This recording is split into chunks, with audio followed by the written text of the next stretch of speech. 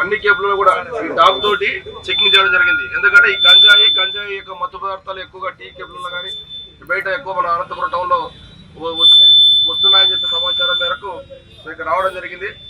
ఎవరైనా సరే గంజాయి అమ్మడం కానీ కొనడం కానీ సేవించడం కానీ చేస్తే చట్టరీత్యా నేరము మరియు చెకింగ్లు ఉంటాయి కేపులలో. మా డాగ్ స్పెసిఫిక్గా ఈ డాగు గంజాయి కోసమే, అంటే వాసన పసిగట్టి జోబులో పెట్టుకున్నా లేదంటే షాప్లో పెట్టుకున్నా లేకపోతే సేవించినా కూడా స్మెల్ చేస్తే ఖచ్చితంగా దొరుకుతారు. దాన్ని ఏం పట్టుకోలేరు. అంటే గంజాయి తాగినోడు కొద్దిగా మత్తుగా వాడు సరిగ్గా నడవలేని పరిస్థితుల్లో ఏదో ఒక లోకంలో ఉంటాడు. మేము ఐడెంటిఫై చేస్తేనే ఇది స్మెల్ చేస్తుంది, ఇమీడియట్గా పట్టుకుంటుంది. ఎవరు కూడా టీ కేబుల్లో అయితేనేవి బయట అయితేనేవి ఎక్కడ కూడా గంజాయి లాంటి మత్తు పదార్థాల జోలికి వెళ్ళకూడదు. అట్లాగే వెళితే నిన్న 2 days బ్యాక్ ఏం జరిగిందో తెలుసు. అనంతపురం టౌన్లో 1 town లిమిట్స్లో అరెస్ట్ చేసి వాళ్ళు రిమాండ్ పెట్టడం జరిగింది.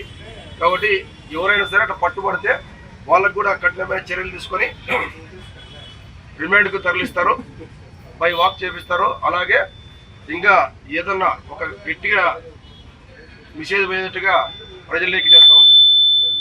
మన అనంతపురం కూడా గంజాయి రహిత, డ్రగ్ రహిత అనంతపురంగా 20 మంది ప్రజలు మీరు కూడా సహకరించాలా. మీరు రెస్పాన్సిబిలిటీగా ఫీల్ అయ్యి పోలీస్కి సహకరించాలా.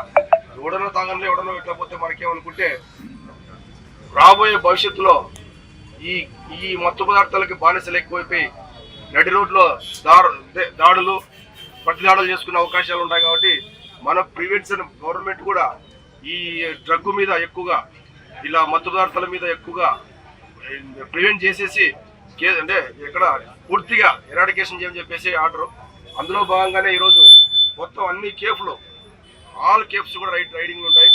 నెక్స్ట్ మరి షాప్స్ ఏదన్నా కానీ అనుమానాస్పద స్పాట్స్, బార్స్, అన్ని వైన్ షాప్స్ అక్కడ కూడా ప్రతి చోట అన్ని చోట్ల ఒక్కరోజు ఒక టాస్క్ ప్రకారంగా అనంతపురంలో ఎక్కడ కూడా డ్రగ్ ఉండకూడదు ధ్యేయంతో డ్రగ్ రహిత అనంతపురంగా మార్చాలన్న ఉద్దేశంతో ఈ ప్రోగ్రాం ఏర్పాటు చేయడం.